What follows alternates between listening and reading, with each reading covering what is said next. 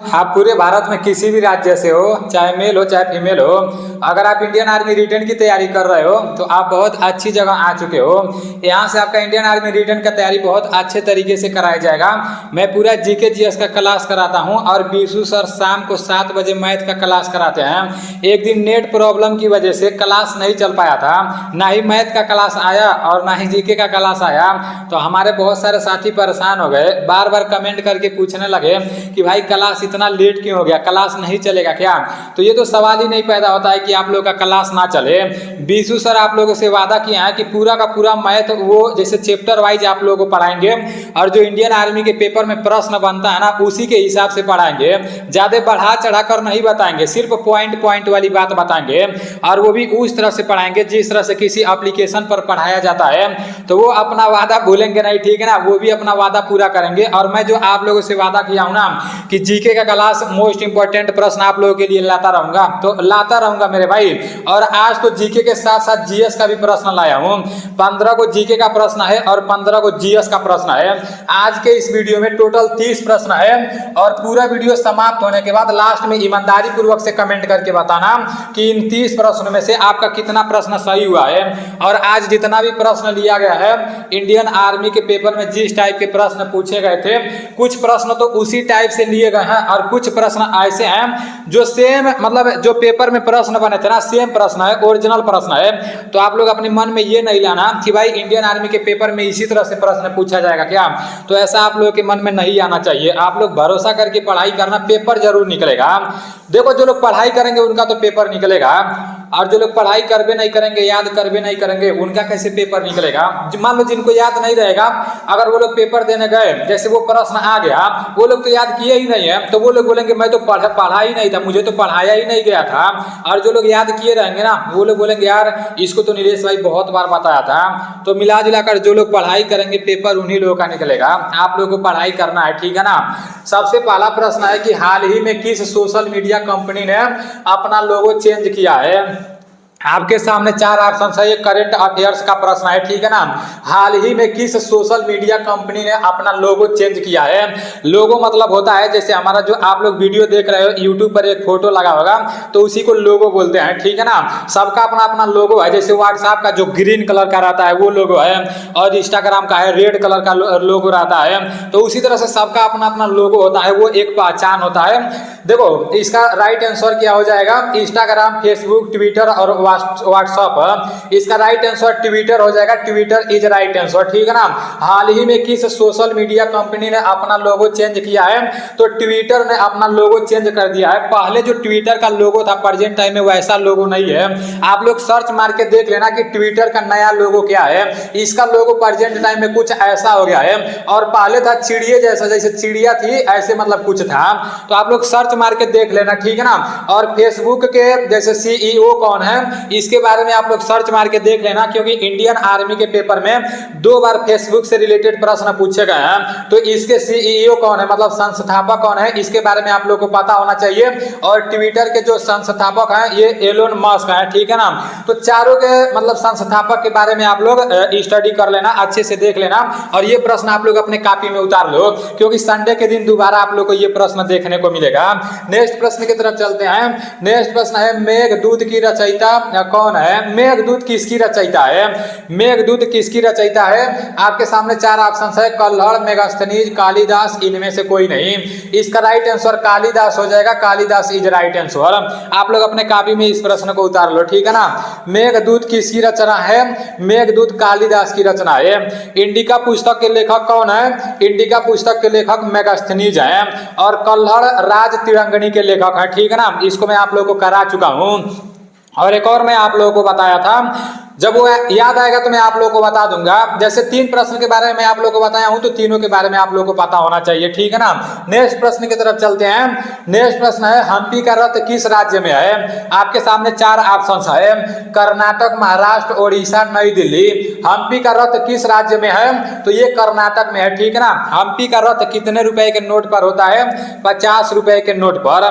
और देखो हम्पी के रथ के बारे में और रानी का जवाब होता है और भी बहुत सारा नोट पर जो छापा रहता है ना उसके बारे में आप लोग को पता होना चाहिए, क्योंकि बहुत बार पूछ देता है कि 2000 नोट पर मतलब किसका चिन्ह रहता है, 500 के नोट पर किसका चिन्ह रहता है, 50 के नोट पर किसका चिन्ह रहता है। तो वो आप लोग सर्च करके सारी चीजें पता कर लेना। वैसे यहाँ से भी आप लोगों को वो सारी चीजें मिल जाएंगी, ठीक है ना, और आप लोग एक बार सर्च करके भी पता कर लेना। नेक्स्ट प्रश्न है पोलो में कितने खिलाड़ी होते हैं। आपके सामने 4 ऑप्शन है, 5, 4, 6 और 7 है। इसका राइट आंसर क्या हो जाएगा, पोलो में कितने खिलाड़ी होते हैं, 4 खिलाड़ी होते हैं, ठीक है ना। पोलो में 4 खिलाड़ी होते हैं, आप लोग अपने कॉपी में लिख लेना। नेक्स्ट प्रश्न है कि श्रीलंका की राजधानी क्या है। श्रीलंका की राजधानी क्या है। आपके सामने 4 ऑप्शन है, काठमांडू, कोलंबो, जयवर्धना कोटे और इनमें से कोई नहीं। इसका राइट आंसर जयवर्धना पूरा कोटे हो जाएगा, ठीक है ना। अभी श्रीलंका की राजधानी कहां पर है, जयवर्धना पूरा कोटे है। और एक बात और मैं आप लोगों से बता दे रहा हूं, श्रीलंका भारत का पड़ोसी देश है। पूछ देता है कि भारत का पड़ोसी देश कौन कौन सा है। जैसे आप लोगों को लिखित नहीं करना रहता है, आर्मी में तो सिर्फ ट्रिक मारना रहता है, तो ये नहीं पूछेगा कि भारत का पड़ोसी देश कौन कौन सा है, लेकिन ये जरूर पूछेगा कि श्रीलंका की राजधानी कहां पर है, श्रीलंका का मुद्रा कहां पर है। और जितना भी भारत का पड़ोसी देश है, जैसे चीन, नेपाल, भूटान, बांग्लादेश, म्यांमार, श्रीलंका, तो इन सभी देशों के जैसे राजधानी को पूछ सकता है, मुद्रा को पूछ सकता है। तो ये मोस्ट इंपॉर्टेंट है, ये सब कुछ आप लोगों को पता होना चाहिए, ठीक है ना। नेक्स्ट प्रश्न की तरफ चलते हैं। नेक्स्ट प्रश्न है कि अंतर्राष्ट्रीय न्यायालय का मुख्यालय कहाँ स्थित है। अंतर्राष्ट्रीय न्यायालय का मुख्यालय कहाँ स्थित है, मोस्ट इंपॉर्टेंट प्रश्न है, इंडियन आर्मी का फेवरेट प्रश्न है। द हेग, वियना, न्यूयॉर्क, इनमें से कोई नहीं। इसका राइट आंसर द हेग हो जाएगा, the Hague is right answer, ठीक है ना। अंतर्राष्ट्रीय न्यायालय का मुख्यालय कहाँ है, द हेग में है। आप लोग इसको लिख लेना और गिनती करते जाना कि आपका कितना प्रश्न सही हो रहा है। संडे के दिन दोबारा इस प्रश्न को मैं लेकर आऊंगा, ठीक है ना। नेक्स्ट प्रश्न की तरफ चलते हैं। नेक्स्ट प्रश्न है प्रवासी भारतीय दिवस कब मनाया जाता है। प्रवासी भारतीय दिवस कब मनाया जाता है, मोस्ट इंपॉर्टेंट प्रश्न है, दिवस से एक प्रश्न जरूर पूछता है, ठीक है ना। 9 जनवरी, 12 जनवरी, 12 अगस्त और 15 जनवरी। इसका राइट आंसर 9 जनवरी हो जाएगा, ठीक है ना। प्रवासी भारतीय दिवस 9 जनवरी को मनाया जाता है। उसके बाद से 12 जनवरी को क्या मनाया जाता है, अभी मैं आप लोगों को कल ही बताया था, आप लोगों को भूलना नहीं है मेरे भाई, मैं आप लोगों को कल ही बताया था और एक बार नहीं कई बार बताया था कि 12 जनवरी को राष्ट्रीय युवा दिवस मनाया जाता है। क्या मनाया जाता है, राष्ट्रीय युवा दिवस मनाया जाता है। कब मनाया जाता है, 12 जनवरी को मनाया जाता है। आप लोग अपने दिमाग में सेट कर लेना, कभी भी आएगा राष्ट्रीय युवा दिवस कब मनाया जाता है, तो 12 जनवरी को राष्ट्रीय युवा दिवस मनाया जाता है। आप सभी लोग युवा हो, आप लोग का दिवस कब मनाया जाता है। बहुत सारे लोग आते हैं गर्लफ्रेंड बॉयफ्रेंड वाला, 14 नवंबर वाला, वैलेंटाइन डे, पता नहीं रोज डे, परपोज डे याद कर लेते हैं सब। तो भाई आप लोग फौज वाले बंदे हो, आप लोग को rose day, propose day, Valentine day नहीं याद करना है, आप लोग को युवा दिवस याद करना है। राष्ट्रीय युवा दिवस, अंतर्राष्ट्रीय युवा दिवस, ये सारी चीजें आप लोग को याद करना है। भारतीय थल सेना दिवस, वायु सेना दिवस, नौ सेना दिवस, इसमें आप लोग अपना जिंदगी बनाओ, ठीक है ना। इसी को अपना जिंदगी मान लो। वो रोज डे परपोज डे कहीं काम नहीं आएगा, वो सिर्फ 2-4 दिनों के लिए रहता है, बाकी सब खत्म हो जाता है। जब शुरू में रोज डे परपोज डे वाला मैटर रहता है ना तो बहुत मजा आता है, लेकिन बाद में जो लोग वो सब करते हैं ना रोते हैं। मैं कईयों को देखा हूँ, ठीक है ना। अब ये नहीं सोचना, खुद का एक्सपीरियंस बता रहा हूँ, जो भी समझना होगा समझ लेना भाई, मैं आप लोग के पास तो आ नहीं सकता हूँ। देखो यहाँ पर दिया गया है कि 9 जनवरी, गलत नहीं समझना, ठीक है ना, बस आप लोग को समझाने के लिए बोला हूँ। 9 जनवरी को भारतीय प्रवासी दिवस मनाया जाता है, 12 जनवरी को राष्ट्रीय युवा दिवस मनाया जाता है और 12 अगस्त को अंतर्राष्ट्रीय युवा दिवस मनाया जाता है, ठीक है ना। और 15 जनवरी को आर्मी डे मनाया जाता है। आप सभी लोग आर्मी की तैयारी करते हो तो 15 जनवरी को आर्मी डे मनाया जाता है। चारों ऑप्शंस के बारे में बता दिया हूं और चारों के बारे में आप लोग को पता होना चाहिए। एक बार रिवीजन करा दे रहा हूं, देखो 9 जनवरी को भारतीय प्रवासी दिवस मनाया जाता है, 12 जनवरी को राष्ट्रीय युवा दिवस मनाया जाता है और 12 अगस्त को अंतर्राष्ट्रीय युवा दिवस मनाया जाता है और 15 जनवरी को थल सेना दिवस मनाया जाता है, आर्मी डे मनाया जाता है, ठीक है ना। नेक्स्ट प्रश्न की तरफ चलते हैं। नेक्स्ट प्रश्न है चिकित्सा के क्षेत्र में नोबेल पुरस्कार से सम्मानित प्रथम भारतीय कौन थे। प्रथम भारतीय व्यक्ति कौन थे। चिकित्सा के क्षेत्र में नोबेल पुरस्कार से सम्मानित प्रथम भारतीय व्यक्ति कौन थे। रविंद्रनाथ टैगोर, टैगोर, मदर टेरेसा, हरगोविंद खुराना, इनमें से कोई नहीं। मोस्ट इंपॉर्टेंट प्रश्न है इस बार इंडियन आर्मी के पेपर में। जितना भी शिफ्ट में पेपर हुआ था ना, हमें लगता है कि लगभग एक शिफ्ट को छोड़कर, जैसे जो पेपर हो रहा था एक दिन में 3 शिफ्ट में पेपर हो रहा था, तो जो सुबह वाला पेपर हो रहा था अगर उसमें ये प्रश्न आ जा रहा था ना, तो दोपहर वाले में नहीं आ रहा था, फिर शाम वाले में यही प्रश्न आ जा रहा था। तो ये प्रश्न बहुत बार रिपीट किया गया था, इसलिए आप सभी लोगों को पता होना चाहिए। इसका राइट आंसर हरगोविंद खुराना हो जाएगा। चिकित्सा के क्षेत्र में नोबेल पुरस्कार से सम्मानित प्रथम भारतीय व्यक्ति कौन थे? हरगोविंद खुराना थे। ठीक है ना। नेक्स्ट प्रश्न की तरफ चलते हैं। नेक्स्ट प्रश्न है आगा खा कप का संबंध किस खेल से है? ये भी मोस्ट इंपॉर्टेंट प्रश्न है। ठीक है ना। आगा खा कप का संबंध किस खेल से है? हॉकी, फुटबॉल, शूटिंग और शतरंज है। इसका राइट आंसर हॉकी हो जाएगा। Hockey is right answer. Aga Khan cup का संबंध किस खेल से है? तो ये हॉकी से है। Hockey is right answer. Next प्रश्न की तरफ चलते हैं। नेक्स्ट प्रश्न है आर्मी का पूरा नाम क्या है? मैं आप लोगों को एक इंटरेस्ट बात बताऊं। देखो, मैं आर्मी का टी शर्ट ज्यादा पहनता हूं क्योंकि मेरे बहुत सारे दोस्त फौजी हैं सब, तो यहाँ पर आर्मी लिखा रहता है, यहाँ पर आर्मी लिखा रहता है, और मैं आर्मी का दीवाना भी हूँ। शायरी वायरी भी मारते रहता हूँ, बार बार आर्मी के बारे में बात करते रहता हूँ। कोई भी आर्मी के ऊपर कुछ गलत बोलता है, अपने सेना के ऊपर कुछ गलत बोलता है, तो उसके खिलाफ मैं आवाज भी उठाता हूँ। तो आप लोगों को पता है, जैसे कहीं हम लोग जाते हैं तो कुछ लोग अपने आप को बहुत ज्यादा जानकार समझते हैं, तो यही सारा प्रश्न पूछते हैं। जैसे यहाँ पर आर्मी लिखा था, एक भाई साहब बोल रहा है कि आर्मी का फुल फॉर्म बता दो, आर्मी का फुल फॉर्म क्या होता है? तो मैं तो उसको याद करके बैठा था, मैं तो बता दिया। तो आप लोगों को भी याद कर लेना है, ठीक है ना। नहीं तो आप आर्मी की तैयारी कर रहे हो और आर्मी का आपको फुल फॉर्म ही नहीं पता है, तो फिर दिक्कत हो जाएगा। व्हाट्सएप पर जो लोग लगाते हैं ना, आराम नहीं, नींद नहीं, तो वो नहीं होता है। इसका फुल फॉर्म क्या होता है? आपके सामने 4 ऑप्शन है। Alert regular military young, alert regular mobility young, A व बी दोनों, इनमें से कोई नहीं। इसका राइट आंसर हो जाएगा अलर्ट रेगुलर मोबिलिटी यंग। ठीक है ना। इसका राइट आंसर हो जाएगा alert regular mobility young. Army का फुल फॉर्म आप सभी लोगों को पता होना चाहिए, क्योंकि ये कई बार मैं प्रश्न दूंगा। जितने लोग भी आर्मी की तैयारी कर रहे हो, आर्मी का फुल फॉर्म आप लोग याद रखो। अग्निवीर का फुल फॉर्म नहीं याद रखो, आर्मी का याद रखो तो सही रहेगा, क्योंकि हम लोग फौज वाले बंदे हैं और हम लोग फौजी ही कहलाएंगे। अग्निवीर कुछ नहीं कहलाएंगे। आप लोग अग्निवीर मानो ही ना भाई, नाम रखा गया है लेकिन हम लोग उसको एक्सेप्ट नहीं कर रहे हैं। हमारा वही इंडियन आर्मी है, वही इंडियन आर्मी रहेगा। ठीक है ना। उसमें से सिलेक्शन लेकर पैरा कमांडो में जाएंगे, एनएसजी कमांडो में जाएंगे। बहुत सारा याद है यार, बहुत सारा पोस्ट है। बस जो जितना तगड़ा मेहनत करेगा उसके लिए उतना ही अच्छा रहेगा। जो अच्छे से मेहनत करेगा ना, उसका कुछ भी बदलाव नहीं किया गया है। जो मकड़ा रहेगा वो तो आर्मी जीडी से चला ही आएगा। मेहनत करना पड़ेगा मेरे भाई, सबसे बेस्ट बनो। नेक्स्ट प्रश्न की तरफ चलते हैं। नेक्स्ट प्रश्न है कि निम्न में से नीला ग्रह किसे कहा जाता है? निम्न में से नीला ग्रह किसे कहा जाता है? नीला ग्रह, लाल ग्रह, भोर का तारा, मतलब ये सारी चीजें आप लोगों को पता होना चाहिए। मंगल, पृथ्वी, शुक्र, इनमें से कोई नहीं। निम्न में से नीला ग्रह किसे कहा जाता है? शुक्र को नहीं, पृथ्वी को नीला ग्रह कहा जाता है। ठीक है ना। पृथ्वी को नीला ग्रह कहा जाता है, और मंगल को लाल ग्रह कहा जाता है, और शुक्र को क्या कहा जाता है? शुक्र को भोर का तारा या शाम का तारा कहा जाता है। इसका तो बहुत ज्यादा नाम है। शुक्र का समझो ये एक बाप है और इसके बहुत सारे लड़के हैं, सब पता नहीं कितने हैं, सब आप लोग गिनती नहीं कर पाओगे। ठीक है ना। पृथ्वी का जुड़वा बहन, भोर का तारा, शाम का तारा, और भी बहुत सारी नामें हैं, तो इसके बारे में आप लोग पता कर लेना। ठीक है ना। नेक्स्ट प्रश्न की तरफ चलते हैं। नेक्स्ट प्रश्न है कुकी जनजाति किस राज्य में निवास करती है? मणिपुर, मेघालय, मिजोरम, इनमें से कोई नहीं। कुकी जनजाति किस राज्य में निवास करती है? मोस्ट इंपॉर्टेंट प्रश्न है, मणिपुर में। ठीक है ना। अभी जो मणिपुर में जो हमला हुआ था, जो कांड हुआ था, आप सभी लोगों को पता होगा। उसके ऊपर मैं एक वीडियो भी बनाया था, इसके बारे में मैं आप लोगों को पहले भी बता चुका हूँ। तो वहाँ का जो घटना है उसको मैं अपने शब्दों से नहीं बोल सकता हूँ, बहुत भयंकर घटना हुआ था। तो वो जाति को लेकर हुआ था। ठीक है ना। कोई कुकी जनजाति था और एक और इससे अलग एक जनजाति था। तो इन लोगों के बीच में कुछ हुआ था, जैसे छूट को लेकर। जैसे भर्ती में हम लोग जैसे ओबीसी रहते हैं, जनरल वाले रहते हैं ना, तो कुछ लोगों को छूट मिलता है, कुछ लोगों को नहीं मिलता है। तो जिन लोगों को नहीं मिलेगा वो लोग हक के लिए लड़ाई लड़ेंगे, तो जिन लोगों को मिलता है उन लोगों को बुरा लगता है। तो इन्हीं सब चीजों को लेकर वहां पर मणिपुर में कांड हुआ था। तो कुकी जनजाति किस राज्य में निवास करती है? मणिपुर में। इस बार इंडियन आर्मी के पेपर में ये प्रश्न बन सकता है, क्योंकि ये छोटा मोटा नहीं मैटर नहीं है, बहुत बड़ा मैटर है। मणिपुर का राजधानी कहां पर है? इम्फाल धमाल है। और मणिपुर के मुख्यमंत्री कौन है? एन बीरेन सिंह है। देखो कल भी मैं आप लोगों को मुख्यमंत्री के बारे में नहीं बताया था और अभी तक आज भी आप लोगों को मुख्यमंत्री के बारे में नहीं बताया हूं, लेकिन आप लोग मुख्यमंत्री के बारे में याद करते रहना। मैं सोच रहा हूं यार, हमें लगता है कि सारे मुख्यमंत्री के बारे में आप लोगों को बता चुका हूं।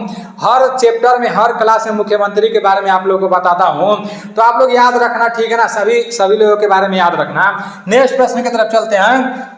नेक्स्ट प्रश्न है, गदर पार्टी की स्थापना कब हुई? अब फिल्मों वाला गदर नहीं जान लेना, आज गदर 2 फिल्म भी रिलीज होने वाला है। कुछ लोगों को पता होगा लेकिन कुछ लोगों को नहीं पता होगा, क्योंकि जो लोग फौज की तैयारी करते हैं ना, वो लोग सिर्फ फौज के बारे में सोचते रहते हैं, फिल्म उलम के बारे में नहीं सोचते हैं। लेकिन गदर जो फिल्म है काफी अच्छा खासा है, और जो सनी देओल जी फिल्म बनाते हैं ना, मतलब ज्यादा करके देशभक्ति पर फिल्म बनाते हैं। उनका फिल्म देखकर भाई क्या बताऊं यार, अगर रात को अकेले देख लोगे ना तो सुबह में आप सोओगे भी नहीं, 2 बजे और जाकर दौड़ने लगोगे और सोचोगे यार मैं क्या करूं, किस तरह से पढ़ाई करूं, किस तरह से दौड़ूं कि इंडियन आर्मी में भर्ती हो जाऊं और बॉर्डर पर जाऊं, AK-47 चलाऊं।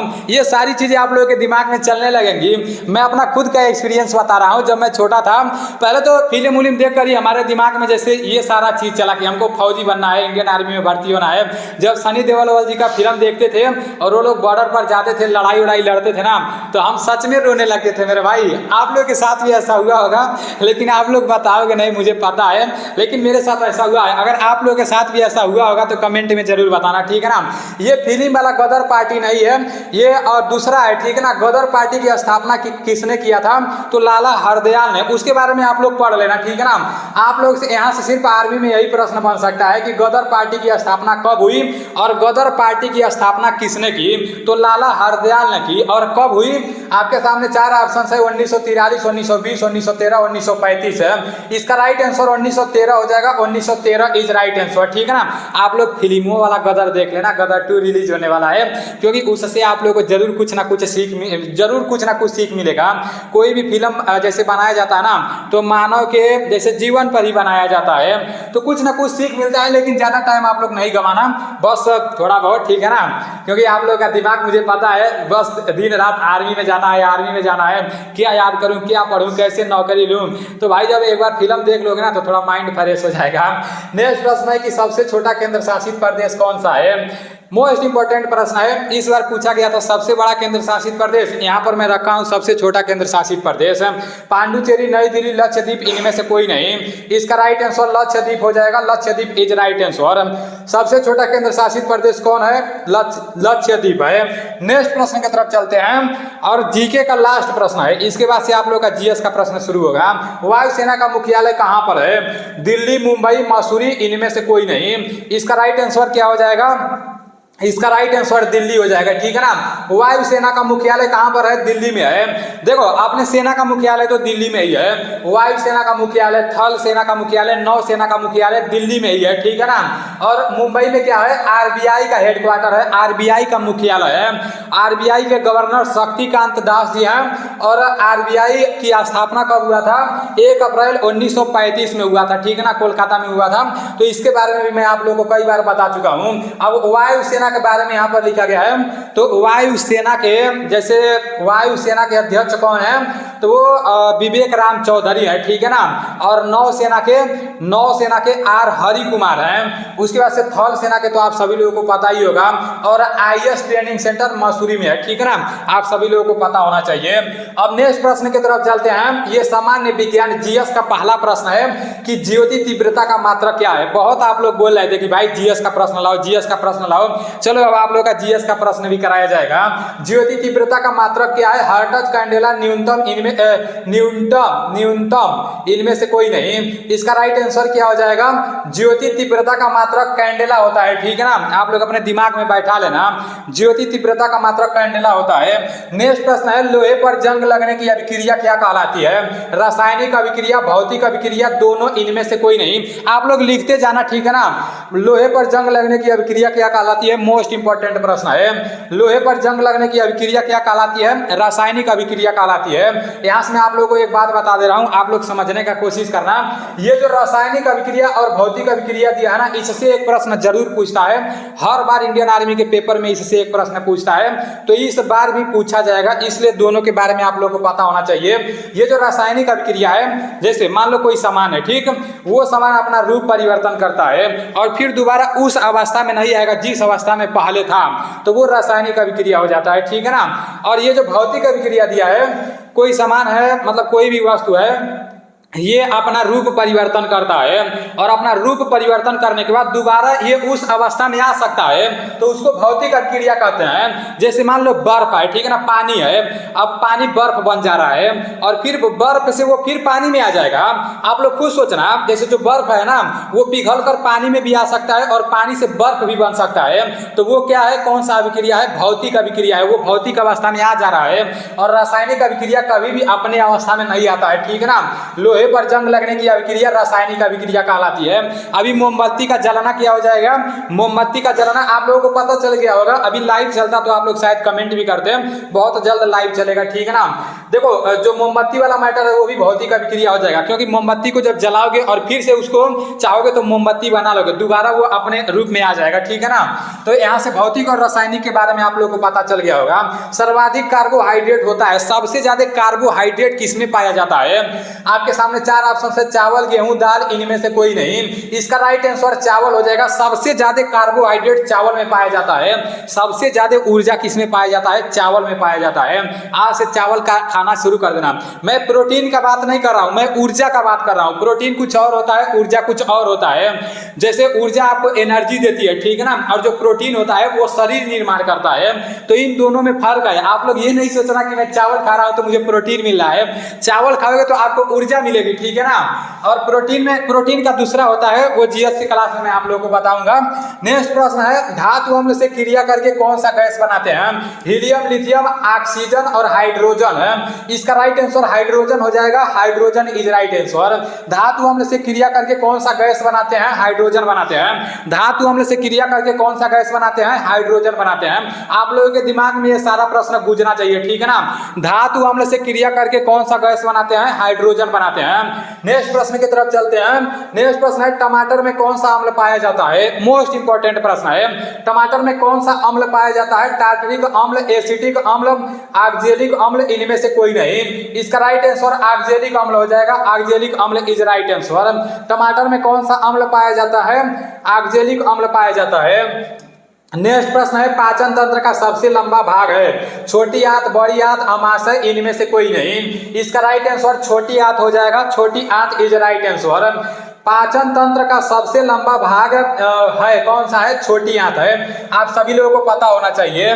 नेक्स्ट प्रश्न है, वायुयानों के टायरों में कौन सी गैस भरी जाती है, मोस्ट इंपोर्टेंट प्रश्न है। इंडियन आर्मी का ये रिश्तेदार है, ठीक है ना, क्योंकि बार बार इस प्रश्न को पूछते हैं सब। पहले जब इंडियन आर्मी का पेपर होता था तभी भी ये प्रश्न पूछा जाता था, और अब जिस तरह से हो रहा है ना तभी भी पूछा जा रहा है। वायुयानों के टायरों में कौन सी गैस भरी जाती है, हीलियम, लिथियम, आर्गन, इनमें से कोई नहीं। आप लोग अपने कॉपी में लिख लेना, वायुयानों के टायरों में हीलियम भरी जाती है, हीलियम इज राइट आंसर, ठीक है ना। नेक्स्ट प्रश्न की तरफ चलते हैं। नेक्स्ट प्रश्न है, किस माध्यम में ध्वनि गमन नहीं करती है, ठोस, द्रव, निर्वात और गैस है। किस माध्यम में ध्वनि गमन नहीं करती है, इसका राइट आंसर निर्वात हो जाएगा, निर्वात इज राइट आंसर। निर्वात में ध्वनि गमन नहीं करती है, ठीक है ना। आप लोग अपने दिमाग में बैठा लेना, इंडियन आर्मी का ओरिजिनल क्वेश्चन है, इस बार इंडियन आर्मी के पेपर में प्रश्न पूछा गया था।